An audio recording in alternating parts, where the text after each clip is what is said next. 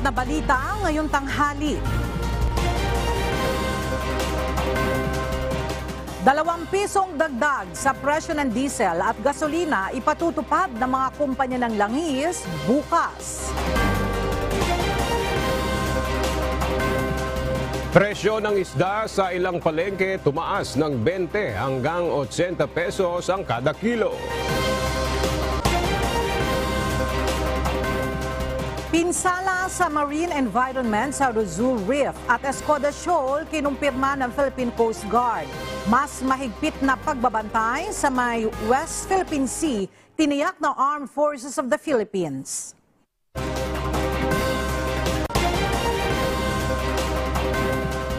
Mga programang tutulong sa mga mangingisda sa West Philippine Sea inilatag ng Bureau of Fisheries and Aquatic Resources. Mastermind, kaugnay sa missing sabongeros, isa sa bubusisiin ng PNP-CIDG mula sa mga naarestong suspect.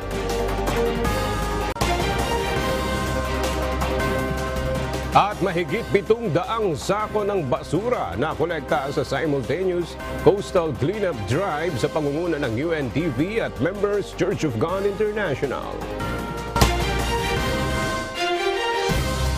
Magandang tanghali mga kasangbahay. Ngayon po ay araw ng Lunes, September 18, 2023. At una sa mga balita ngayong tanghali.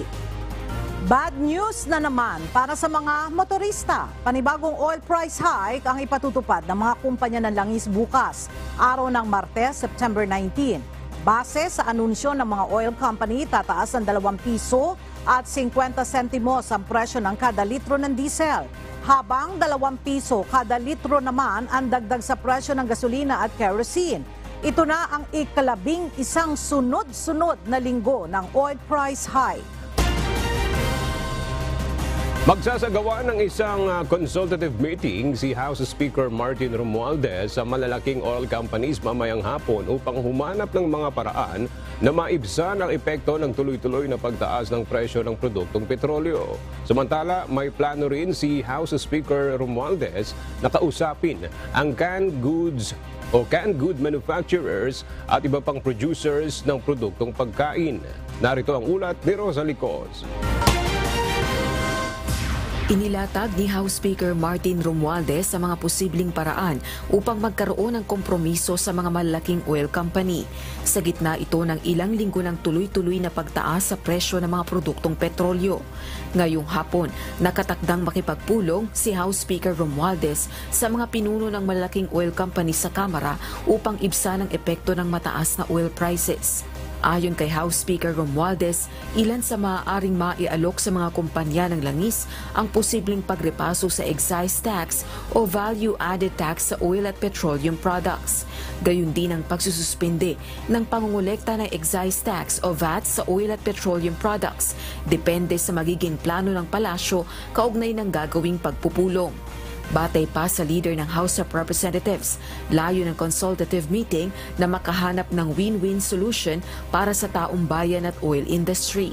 Bukod sa local oil companies, kasama rin sa pulong ang mga opisyal ng Department of Energy at iba pang energy industry players. Samantala, plano rin ng House Speaker na makipagpulong sa canned goods manufacturers at iba pang producer ng mga produktong pagkain.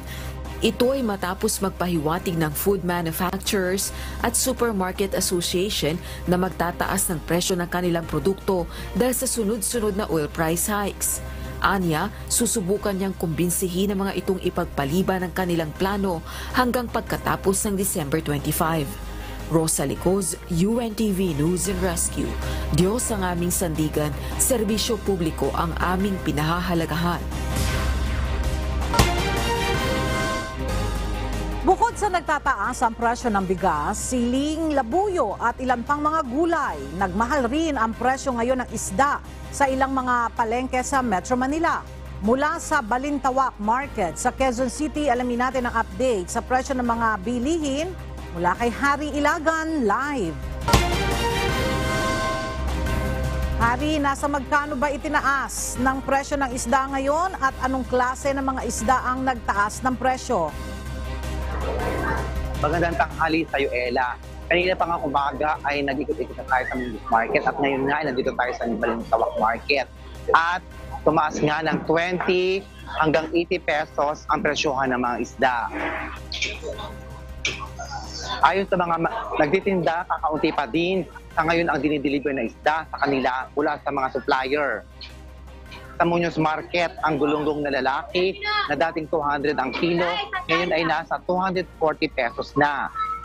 Tumaas din ang galunggong na babae o yung dapad na dating 180 pesos per kilo, ngunit ngayon nasa 200 na kada kilo. Hanggang 80 pesos naman ang itinaas ng presyo ng tulingan. Dating 200 pesos, ngayon ay 280 pesos per kilo. Ang matang baka naman na dating 200 pesos per kilo, ngayon ay nasa 240 pesos na kada kilo. Ang hasa-hasa naman, nasa hanggang 40 pesos naman ay tinaas sa kasalukuyang presyo kada kilo. Dati itong 200 pesos per kilo, ngayon ay mabibili na sa 240 pesos per kilo. Ang lapu-lapu na mabibili dati sa 260 pesos kada kilo, ngayon ay 300 pesos na per kilo. Ang bangus naman, tumaas din. 240 pesos na ang presyuhan ngayon. Dati itong 200 per kilo. Same lang naman ang presyo ng salmon head. Dating 200 pesos, 200 pa rin ngayon. Samantala, Ella, dito naman sa may Balintawak Market, tumaas din ang presyo ng hasa-hasa. Dati itong 200 pesos per kilo, ngunit ngayon nasa 220 na kada kilo. Ang matambaka naman, dating 200 pesos per kilo, ngayon ay nasa 220 pesos na kada kilo. Ang bangus naman nasa hanggang 40 pesos ang itinaas sa kasalukuyang presyo kada kilo. Dati itong 200 pesos per kilo, ngayon ay 240 na kada kilo. Ang tilapia naman mabibili dati sa 120 pesos kada kilo, ngayon ay 100 pesos na per kilo. Bumaba naman, Ella, ang presyo ng tambakol. Dati itong 180 pesos per kilo, ngayon ay mabibili na lang sa 130 pesos per kilo. Ang galunggong na pula o yung galunggong na malaki, bumaba din ang presyo. Dating 190 pesos per kilo, ngayon ay 130 pesos na lang per kilo. Ang dalagang bukid, bumaba ng 40 pesos per kilo. Dating 240, ngayon ay 200 pesos na lang. Yan muna ang update mula dito sa Balintawak Market. Balik sa iyo, Ella. Maraming salamat, Harry Ilagan. Tinatayang nasa 1.4 million metric tons ng bigas ang madaragdag sa supply ng bansa ngayong buwan. Bunsod ito ng pagsisimula ng panahon ng anihan. Ayon sa Bureau of Plant Industry, marami rin sa mga magsasaka ang maagang nag-ani upang mapunan ang local demand. Inaasahang magiging sapat na ito para sa kinakailangan ng bansa hanggang Oktubre. Gayunman, hindi nila isinasantabi ang posibilidad ng pag-aangkat na maaaring makatulong upang mapatatag ang rice supply. Nagkilos protesta ngayon ang ilang agricultural at consumer groups upang tutulan ang panukalang pagbabawas o pag-aalis ng taripa na ipinapataw sa bigas. At para sa detalye, makibalita tayo kay Ray Pelayo live. Ray, ano ang kanilang hinaing? Bakit nila tinututulan itong panukalang pagbabawas o pag-aalis ng taripa sa bigas?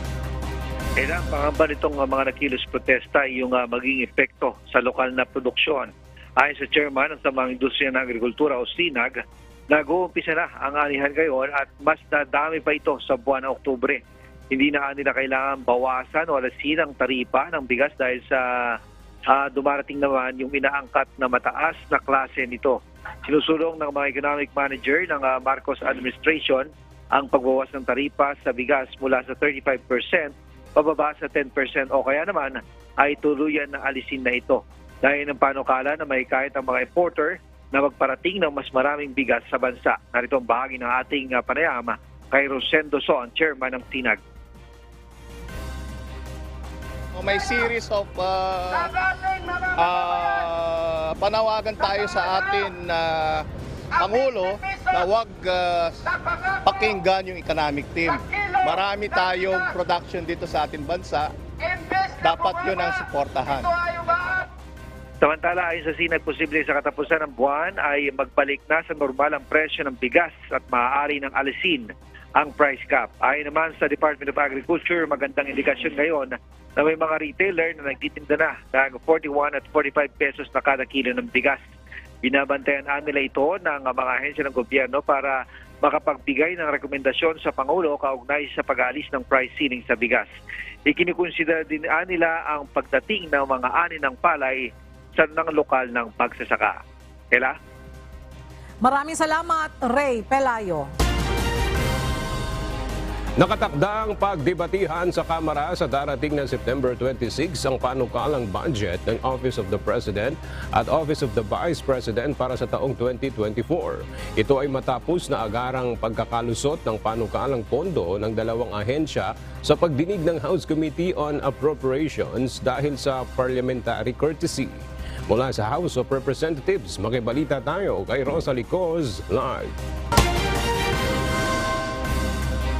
Rosalie, kailan ba ang umpisa ng plenary debates para sa 2024 proposed national budget? Aga naglabas na ng opisyal na plenary debate schedule ang Kamara para sa 5.76 trillion pesos na panukalang pambansang pondo sa susunod na taon at mag-uumpisahan bukas, araw ng Martes, alas 9 ng umaga at posibleng magtapos sa September 29. Unang pagdedebatehan ng mga mambabatas ang panukalang pondo ng Department of Finance, National Economic and Development Authority, Department of Tourism at iba pang executive offices, attached agencies at corporations na mga tanggapang ito. Dadaan din sa plenary debates ang budget proposal ng Office of the President o OP at Office of the Vice President o OVP. Nakatakda naman ito sa September 26 o sa susunod pang Martes. Batay naman kay Senior Vice Chairperson ng House Appropriations Committee at Marikina City Representative Stella Kimbo, ang plenary debates ang pagkakataong mabusisi ng mga mambabatas ang budget request ng dalawang pinakamatataas na opisina ng gobyerno sa bansa. Ang mismong mambabatas naman ang naitalagang budget sponsor para sa contingent funds at siya ang sasagot ng mga tanong ng mga kapwa mambabatas tungkol sa budget. Sa plenary debates, ang mga mambabatas ang mismong magdedebate kaugnay ng panukalang pambansang pondo. Una nang ipinahayag ng Makabayan Bloc lawmakers na umaasa silang magkakaroon ng sapat na pagkakataon o panahon upang mausisa ang budget ng OP at OVP para sa 2024, partikular na ang issue ng confidential at intelligence funds. Ayon naman kay House Speaker Martin Romualdez, on track ang Kamara na maaprubahan ang panukalang pambansang pondo bago ang recess sa September 30. Kung kinakailangan din, maaari pang magsagawa ng sesyon ng Kamara hanggang September 29. Balik sa iyo, Aga. Maraming salamat, Rosalie Coz. Sa hindi inaasahang pagkakataon, binisita ni Pangulong Ferdinand Marcos Jr. ang mga overseas Filipino workers sa isang mall sa Singapore kahapon. Pangkaraniwan na sa mga Pilipino ang nagtitipon-tipon sa mall na ito sa Singapore tuwing weekend. Narito ang report ni Nel Maribohok.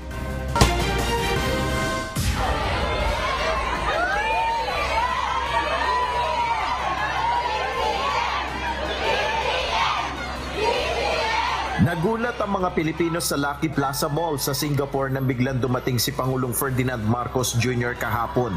Agad-agad namang sinalubong ng mga overseas Filipino workers ang Pangulo na papasok sa mall. Halos tumagal ng 30 minuto ang Pangulo sa pag-ikot sa lugar upang personal na tingnan ang kalagayan ng mga Pilipino na nasa Singapore. Natuwa naman ang mga Pilipino na makita sa hindi inaasahang pagkakataon si Pangulong Marcos. Happy po kami dahil nakita namin ang presidente namin ng personal. Napakaswerte yung pagkakataon yung isang beses. Makita mo siya ng malapitan, nakawangan mo. Sa kanyang vlog, nagpasalamat si Pangulong Marcos sa mga nagpaabot ng pagbati sa kanyang ika-66 na kaarawan. Inspirasyon ko ang walang sawa niyong suporta. Gabay ko sa araw-araw na marinig ang inyong mga hangarin at pangarap para sa ating bansa, para sa bagong Pilipinas. Kahapon ang huling araw ng working visit ni Pangulong Marcos sa Singapore, kung saan nakipagpulong siya sa ilang negosyante doon na nagnanais na mamuhunan sa Pilipinas. Nel Maribohok, UNTV News and Rescue. Diyos ang aming sandigan, serbisyo publiko ang aming pinahalagahan.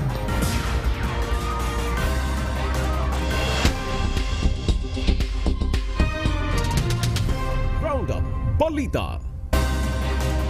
Inianunsyo ng Presidential Communications Office na magkakaroon ng konsyerto sa palasyo sa darating na October 1 bilang pagpupugay sa mga Pilipinong guro. Ayon sa PCO, tampok sa naturang event ang pagtatanghal ng iba't ibang performances na handog bilang pagkilala at pasasalamat sa sakripisyo ng mga teacher. Ang buong concert ay ila-live stream rin sa Facebook page ng konsyerto sa Palasyo. Sa ilalim ng Proclamation 242 Series of 2011, ipinagdiriwang ng Pilipinas ang National Teachers Month mula September 5 hanggang October 5. Simula na ng pilot implementation ng recalibrated K-10 curriculum ng Basic Education. 35 paaralan ang makikibahagi rito. 5 mula sa National Capital Region, 5 rin sa Cordillera Administrative Region o CAR, Ilocos Region, Cagayan Valley, Central Visayas, Soc-Sargen at Caraga. Una nang sinabi ng DepEd na i-consolidate nila ang magiging resulta ng dry run bilang paghahanda sa phased implementation sa mga darating na taon. Umarangkada na ang 3 araw na libreng sakay na handog ng MRT-3 at LRT-2 para sa mga empleyado ng gobyerno. Iiral ang libreng sakay mula 7 a.m. hanggang 9 a.m. at 5 p.m. hanggang 7 p.m. Ito ay bilang bahagi pa rin ng selebrasyon ng 123rd Philippine Civil Service Anniversary. Tatagal ang libreng sakay para sa mga government employees hanggang sa September 20. Walang inaasahang bagyo sa susunod na 2 hanggang 3 araw. Ayon sa weather specialist ng Pag-asa na si Obet Badrina, wala silang namomonitor na low pressure area sa loob at labas man ng Philippine Area of Responsibility. Ang Intertropical Convergence Zone o ITCZ ang inaasahan naman na magdadala ng maulap na kalangitan na may kalat-kalat na pag-ulan at pagkulog at pagkidlat sa Mindanao. Posible itong magdulot ng mga pagbaha at landslide, habang sa Luzon at Visayas ay isolated o may papulupulong pagulan, pagkulog at pagkidlat. Inaasahang medyo mainit pa rin sa tanghali. Malaki naman ang tsansa ng localized thunderstorm sa hapon o gabi. Wala namang nakataas na gale warning. Kinumpirma ng Philippine Coast Guard ang ulat ng Armed Forces of the Philippines sa matinding pagkasira sa 2 bahura sa Exclusive Economic Zone ng Pilipinas kung saan madalas na nakapwesto ang mga Chinese Maritime Militia. Mula sa Maynila, makibalita tayo kay Ryan Lacanlale live. Ryan, ano ba yung nakikita ditong dahilan ng mga otoridad? Bakit nasira itong mga coral sa ilang lugar sa Maya West Philippine Sea? Yan din ang malaking katanungan sa Philippine Coast Guard kung ano ang dahilan. Bakit pagkatapos kunin itong mga corals dito sa 2 bahura ay ibinalik ito at durug-durug na. Kaya magsasagawa ngayon sila ng investigasyon. Kinumpirma ng Philippine Coast Guard ang ulat ng Armed Forces of the Philippines Western Command na nasira at halos wala ng buhay sa Iroquois Reef o ang Rosul Reef at Sabina Shoal o ang tinatawag na Escoda Shoal. Kinuha ang mga corals at dinurog, saka ito ibinalik sa bahura. Hindi pa daw alam ng PCG kung ano ang intentions sa gumawa nito.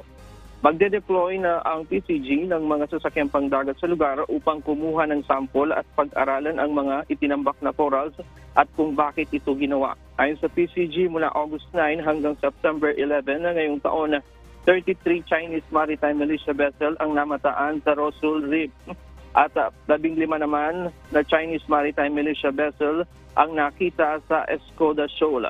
Dudulog din sila sa DFA hinggil dito para sa kaukulang diplomatic protest. Ang Iroquois Reef ay bahura malapit lamang sa recto bank na mayaman sa langis at natural gas. Ang Sabina Shoal naman ay ang tagpuan ng mga barko ng PCG at mga supply vessel kapag nagkakaroon ng rotational at resupply mission sa Ayungin Shoal. Ayon sa PCG, hindi sila nagpapabaya sa pagbabantay sa mga karagatang sakop ng teritoryo ng bansa, pero kulang talaga tayo sa mga patrol vessel sa lawak ng ating mga karagatan. At yan muna ang latest mula dito sa Maynila. Balik sa iyo, Aga. Maraming salamat, Ryan Lacanlale. Tiniyak ngayon ng Bureau of Fisheries and Aquatic Resources na nakalatag na ang mga programang tutulong sa mga mangingisda sa may West Philippine Sea. Matagal ng problema ng mga ito ang nararanasang pambubuli mula sa Chinese vessel sa tuwing sila ay nangingisda sa pinag-aagawang teritoryo. Ang detalye ng ulat ihahatid ni Alan Manansala live. Alan, ano itong mga programa ng BFAR para matulungan ng mga kababayan nating mangingisda sa may West Philippine Sea? Ella, kabilang na dyan yung Alayag program ng BFAR na ang ibig sabihin ay livelihood activities to enhance fisheries yield and economic gains para sa mga mangingisda na kung saan pumapalaot dito yan sa may programang ito. Tuturuan ang bawat mangingisda ng WPS na mas lalong maging maalam at mahusay sa tamang paraan ng pangingisda. May livelihood intervention din lalo na pagdating sa teknikalidad. Narito, Ella, pakinggan natin ang naging payag ni Attorney Demotenis Escoto, ang National Director ng DABFAR. Tinutulungan natin technical yung ating mga mangingisda para sa ganon makapag-isda pa sila at maibalik sila doon sa kanilang traditional fishing ground. Ella, nauna na rito, tumungo ang Bureau of Fisheries and Aquatic Resources sa Pag-asa Island, bitbit ang iba't ibang fishing equipment para sa mga mangingisda noong mga nakaraang buwan na naaabot sa 80 million pesos na halaga. Bukod pa sa fishing equipment, nagsagawa rin ang BFAR ng capacity building programs tulad ng proper fishing handling, good manufacturing practice at sanitation standards. Ngayong linggo, ipinagdiriwang ang 2023 Fish Conservation Week ng BFAR kung saan kasabay ang panawagan ni Attorney Escoto sa publiko patungkol sa pangangalaga ng marine conservation. Ayon kay Escoto, Ella, malaki ang partisipasyon ng publiko sa mga pangangalaga ng ating karagatan. Muli, pakinggan natin ang naging payag ni Attorney Escoto. Lahat tayo konektado. Isang planeta, isang mundo, isang ecosystem. Kailangan tayong magbigis kamay, magtulong-tulong para isulong ang marine conservation at fishery management. Itong linggong ito, yun ho yung ating pinaparating sa mga kasama natin mangisda at sa publiko na kailangan tayo magtulungan para itaguyod ang masaganang pangisdaan at maunlad na ekonomiya. Ella, ngayong pagpasok ng buwan ng Oktubre ay ipagpapatuloy ng BFAR ang kanilang mga proyekto na makakatulong sa mga mangingisda. Lalo na ang karamihan sa kanila, Ella, ay nakakaranas ng pambubuli na ginagawa ng mga Chinese vessels na kung saan ay sakop nito ang West Philippine Sea. At tinitiyak ng ahensya, Ella, na gagawa sila ng mga programa na magpapaigting at magpapalakas para ang ating mga mangingisdang Pinoy ay makabalik sa kanilang lugar na pinangingisdaan at para makapagpatuloy sa kanilang pag-aanap buhay, Ella. Alright, maraming salamat, Alan Manansala. Nais na malaman ng Philippine National Police kung sino ang mastermind sa pagkawala ng ilang sabungero sa iba't ibang lugar sa bansa noong isang taon. Ayon kay Criminal Investigation and Detection Group Regional Field Unit 4A Chief Police Colonel Jack Malinaw, isa ito sa gusto nilang malaman sa nahuling 6 na suspect noong Biyernes. Mula sa Camp Crame, alamin natin ang ulat at update kay Lea Ilagan live. Lea, may impormasyon na bang nakuha ang pulisya mula doon sa 6 na suspect na naaresto dito sa kaso ng pagkawala ng mga sabungero? Magandang tanghali sa iyo, Aga. Hindi pa nga nagsasalita itong 6 na suspect sa missing sabungero sa Manila Cockpit Arena noong isang taon. Ito'y sa kung sino ang ng 6 na sabungero. Ayon kay Criminal Investigation and Detection Group Regional Field Unit 4A Chief Police Colonel Jack Malinaw, bukod sa pagtukoy sa mastermind, nais din nilang malaman kung ano ang motibo ng krimen at kung nasaan na ang 6 na nawawalang cockfighters. Inaalam na rin ng mga otoridad kung kanino ang bahay na tinutuluyan ng 6 na suspect sa Parañaque kung saan nahuli ito ang sina Julie Patidongan alias Dondon, Mark Carlos Zabala, Virgilio Bayug, Roberto Matiliano Jr., John Reconsolacion at Blair Codilla. Ang mga suspect na yan ay may mga warrant of arrest sa kasong serious illegal detention at kidnapping.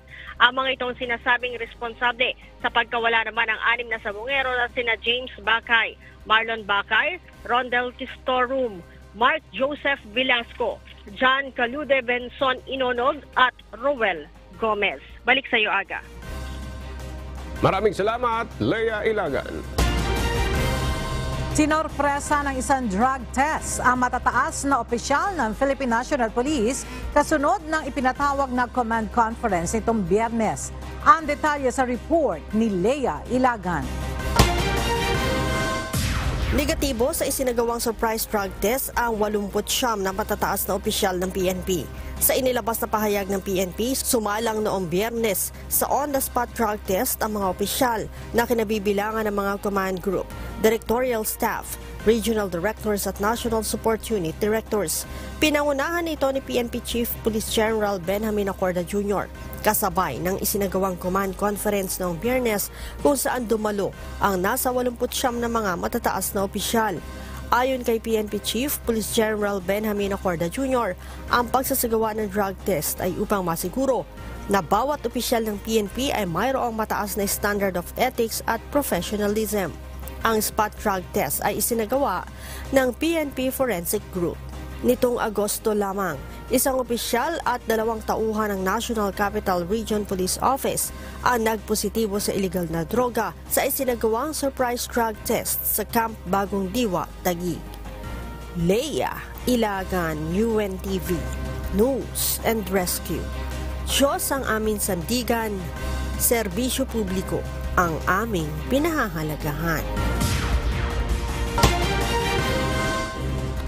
Mahigit sa 10,000 mga examinee ang kumuha ng pagsusulit sa unang araw ng bar exams kahapon sa 14 na local testing centers sa buong bansa. Narito ang report ni Dante Amento.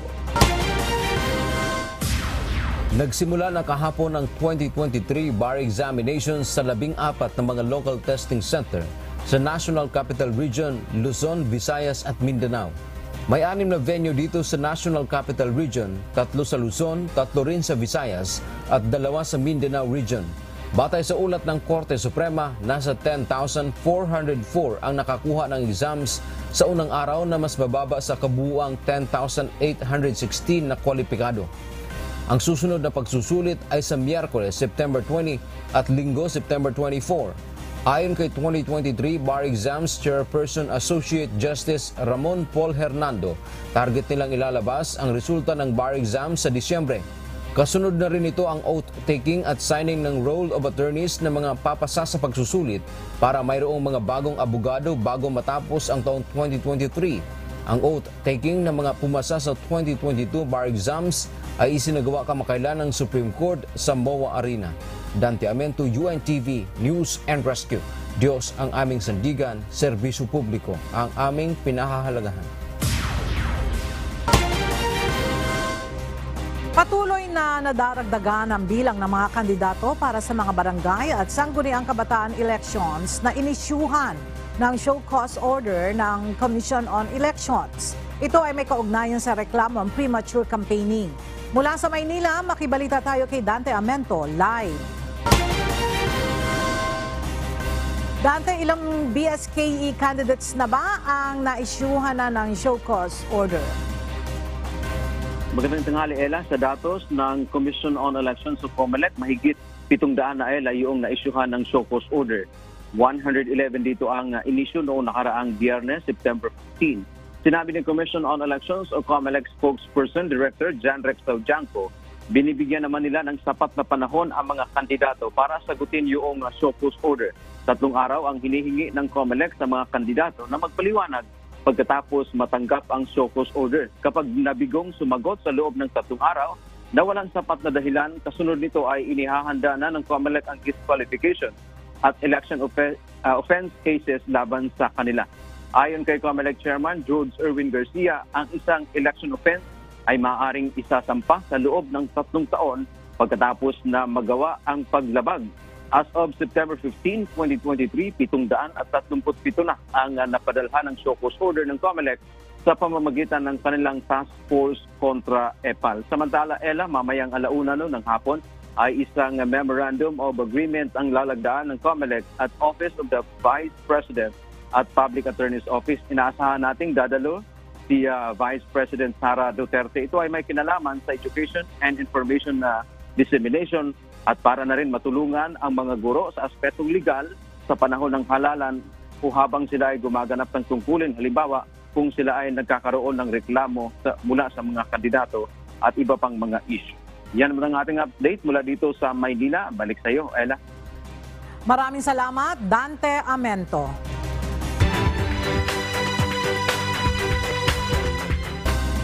Patuloy na tumataas ang kaso ng rabies sa bansa na naitatala ng Department of Health ngayong taon. Sa datos ng DOH, pinakamarami sa mga naitalang kaso ay mula sa Central Luzon na pumalo na sa 132,000. Mula sa Malolos, Bulacan, ang detalye hatid ni Nestor Torres, live. Nestor, kumusta ba ang bakunahan kontra rabies dyan sa Bulacan? Kailan sa kasalukuyan dito, particular sa Bulacan Medical Center, hindi bababa sa 100 ang binabakunahan doon sa rabies cases na bakunahan sa BMC. At pinakamarami nga ay naitala nung nakaraang Lunes kung saan umabot nga ay ng 300 sa isang araw pa lang. Sa talang Department of Health sa second quarter ng taon sa buong rehiyon, ang Central Luzon ang nangunguna sa animal bites at rabies. Sa magkakasunod na taon, halos doble ang itinaas nito. Sa gitnang Luzon sa taong 2022 ay nasa 216,293 ang kaso. Sa second quarter naman ng 2023 ay 132,625. Sa animal bite cases, ang Bulacan ang namumuna na umabot na ng 30,938. Sinundan ito ng Pampanga na may 25,321 at pangatlo ang Nueva Ecija na nasa 22,226. Habang sa death naman ay umabot ngayon sa 28. Paalala ng DOH, ang rabies ay isang sakit na nakamamatay. 99% dito ay sanhi ng dog bites na naisasali nito sa pamamagitan ng laway galing sa may rabies na hayop o tao. Maaari itong makuha sa kagat, kalmot o pagdila ng hayop na mayroong dalang virus. Ilan sa sintomas ito ay ang pananakit ng ulo, lagnat na parang may trangkaso, pagkabalisa, pagiging magagalitin, takot sa tubig, takot sa hangin, takot sa liwanag, pagiging matamlay o agresibo. Kapag nakagat ng aso, agad hugasang mabuti ang sugat gamit ang sabon at malinis na tubig na dumadaloy sa loob ng 10 minuto. Kumonsulta agad sa at dalhin ito sa pinakamalapit na hospital o health center o animal bites treatment center. Ang doktor ang magpapasya kung kailan babakunahan ang nakagat na tao at kung anong klaseng bakuna ang gagamitin upang maagapan ang infeksyon. At yung Madalites Live, balik sa iyo. Ella? Maraming salamat, Nestor Torres. Bumuo na ng Special Investigation Task Group ang Abra Police na siyang tututok sa investigasyon sa nangyaring pagpatay sa abogadong si Attorney Maria Saniata Liwliwa Gonzales Alzate. Ang detalye, makibalita tayo kay Grace Flores, live. Grace, kumusta na ba ang investigasyon ng Police Provincial Office Abra sa kaso ng pagpatay dito kay Attorney Alzate? Yes, Ella, ayon kay Police Colonel Froiland Lopez, Provincial Director ng Abra Police, sinabi nitong nagsagawa na sila ng case conference at patuloy ang kanilang investigasyon sa krimen. Iniutos nito ang tuloy-tuloy na pagsisiyasat para sa pagkakakilanlan ng 2 suspect na bumaril sa abogada habang nasa loob ng kanyang puting Mitsubishi Mirage 4 na nakahinto lang sa tapat ng kanilang bahay. Maliban dito, nire-review na rin ang CCTV footage sa crime scene sa tapat ng bahay ng biktima at ang mga posibleng ruta na tinatahak ng mga salarin. Agad na nagtatag ng isang Special Investigation Task Group ang PNP Abra Provincial Police Office para tutukan ang kaso ng pagpatay sa isang public interest lawyer sa Benguet, Abra Province. Target ng binuong Abra PPO Special Investigation Task Group na kilalanin at alamin ang motibo ng riding in tandem assassin na bumaril kay Attorney Maria Sanyata Liwliwa Gonzales Alzate. Matatandaan, Huwebes ng hapon nang tambangan ni Alzate sa loob ng kanyang kotse na may plakang EVA 6533 ng lapitan ng mga suspect at paulit-ulit na pinagbabaril. Nagawa pang itakbo sa pinakamalapit na pagamutan ang abogada, subalit idiniklarang dead on arrival. Samantala, kinundina ng Integrated Bar of the Philippines o IBP at National Union of People's Lawyers o NUPL ang pamamaslang sa kanilang kapwa abogada. Ayon sa IBP na walang lugar sa isang lipunang ipinundar sa katarungan at pagkamakatao sa sino mang dumadahas sa mga nagsusulong ng propesyong legal at katarungan. Dating Pangulo ng IBP Abra Chapter si Gonzales Alzate at nagsilbing tagapangulo ng Legal Aid Committee nito. Nagbigay din siya ng serbisyong legal sa mga hindi kayang magbayad katulad sa isang biktima ng ilegal na pag-aresto, detensyon at torture ng PNP nitong Enero at nabigyan ng karampatang proteksyon sa pamamagitan ng writ of amparo mula sa Regional Trial Court ng Abra. Yan muna ang balita. Balik sa iyo, Ella. Maraming salamat, Grace Flores.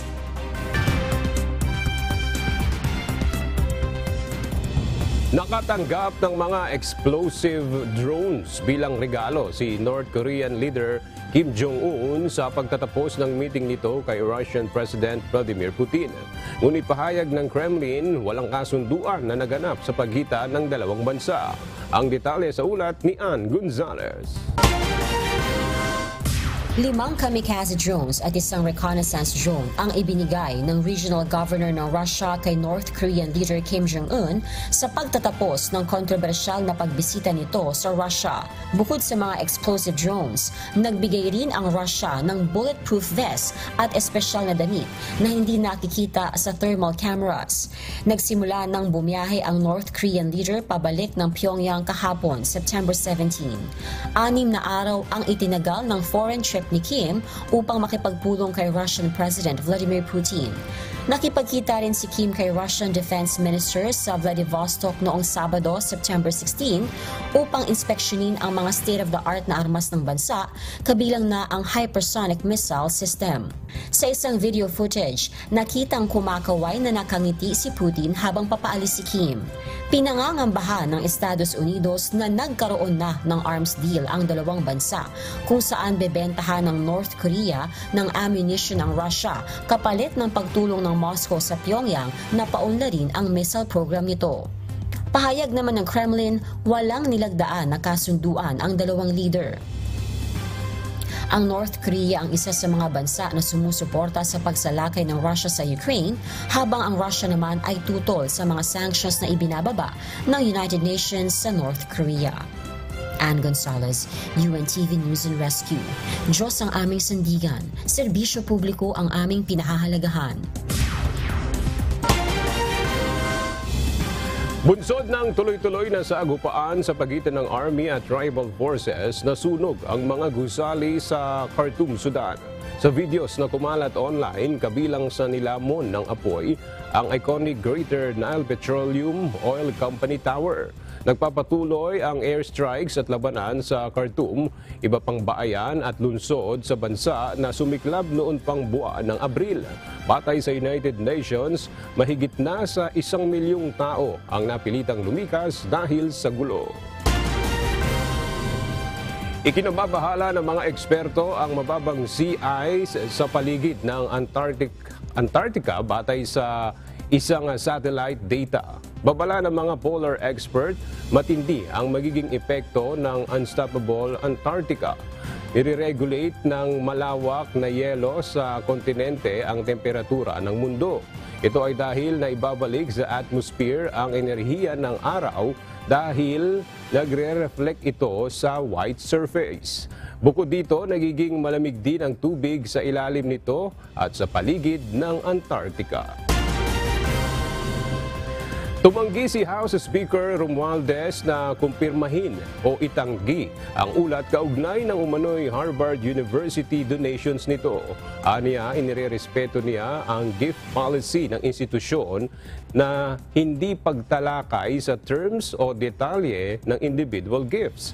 Inilabas ng Leyte House Speaker ang pahayag matapos mapaulat na nag-donate ito ng nasa $2 million o mahigit 113 million pesos sa kilalang American institution. Ito ay para sa umano'y pagkakaroon ng preceptor o experienced practitioner position ng Filipino language course sa universidad. Binigyang diin naman ng liderato ng Kamara na mas dapat pagtuunan ng pansin ang introduksyon ng Filipino language course sa Harvard. Aniya, naniniwala siya sa pagsusulong at pagpapalaganap ng Filipino identity at ang hakbang na ito ng Harvard ay bahagi nito.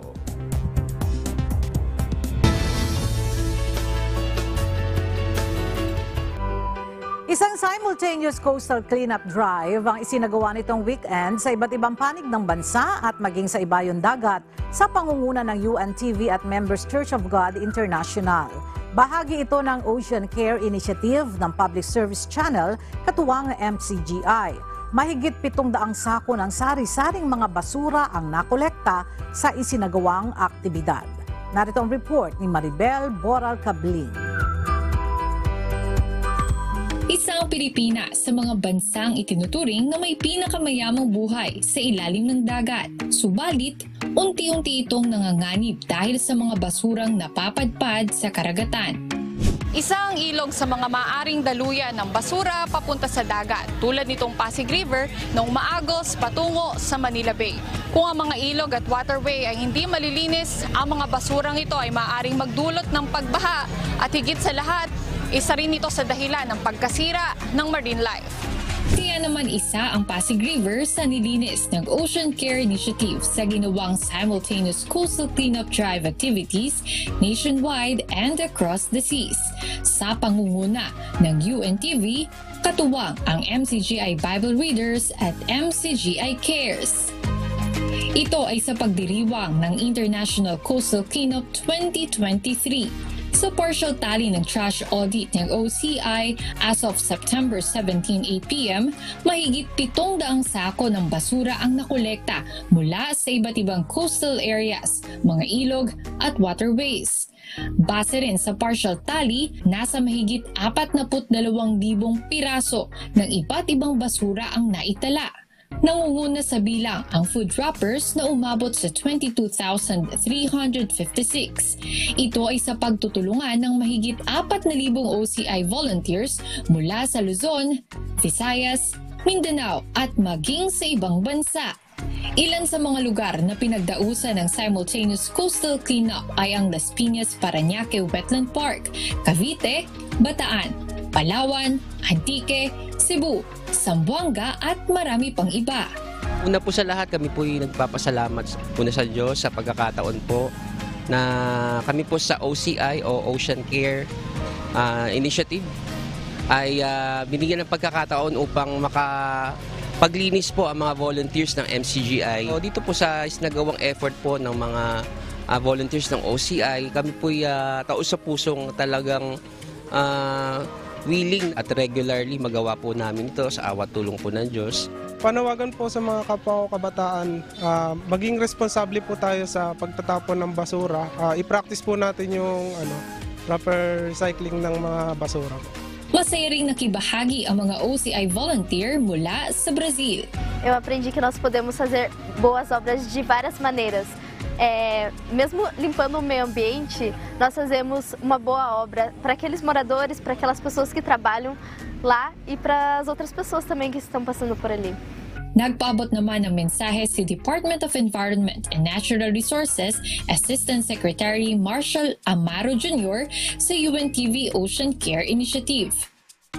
So malaking pagpapasalamat siguro on behalf of my Secretary Loizaga. I would like to express our appreciation and our gratitude doon sa efforts of UNTV and all those others who are spread all over. They are also doing their part, just like myself, in ensuring na all our efforts would not be in vain in terms of really at least stopping further worsening of the situation and hoping that we will finally have this negative trend realized na unti-unti siya hanggang sa later on mawala na because we're addressing all the pathways. Ayon naman kay Senator Cynthia Villar, ang ganitong mga inisyatibo ay malaki ang maitutulong sa fisheries ng bansa. At binabati ko po ang UNTV for organizing a coastal cleanup during this International Coastal Cleanup Day.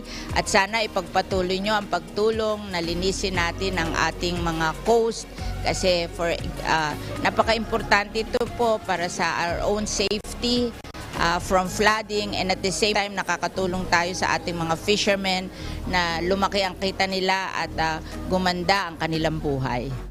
Nagpaabot din ng pasasalamat sa UNTV ang International Coastal Cleanup Philippines. Ako po personal na nagpapasalamat sa UNTV.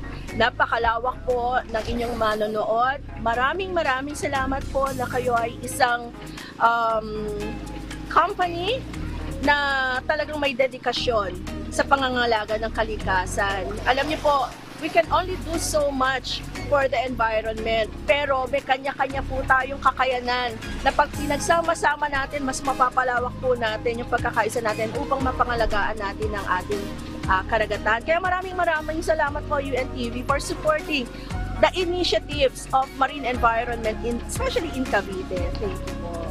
Samantala, kung loloobin ng Panginoon, magpapatuloy naman ang ginagawang coastal and waterways cleanup ng UNTV Ocean Care Initiative sa iba pang bahagi ng bansa at sa ibayong dagat. Ang Ocean Care Initiative ay kabilang sa public service advocacy ng UNTV. Maribel Boral Cabling, UNTV News and Rescue. Diyos ang aming sandigan, serbisyo publiko, ang aming pinahahalagahan.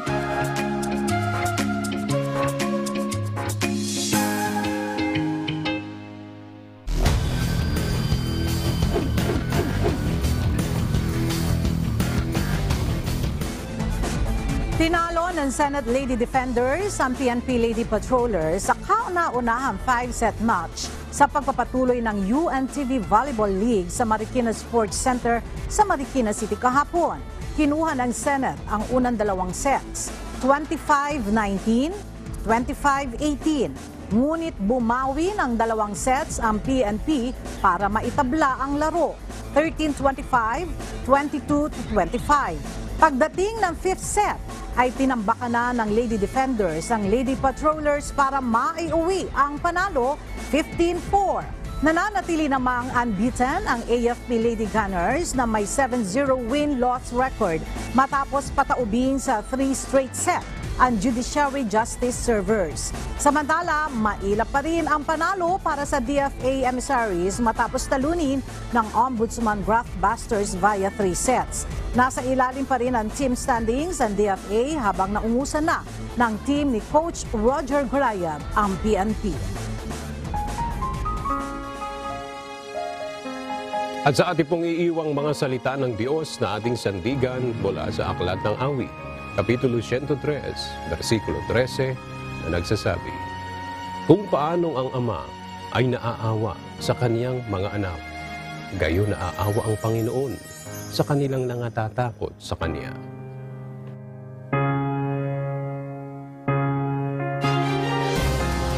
At yan ang mga balitang aming tinutukan at inaksyonan dahil sa aming pagbabalita, una ang pagkalinga sa kapwa. UNTV C News, may balita saan mang panig ng daigdig. At dito sa UNTV, Diyos ang aming sandigan, serbisyo publiko ang aming pinahahalagahan. Magandang tanghali.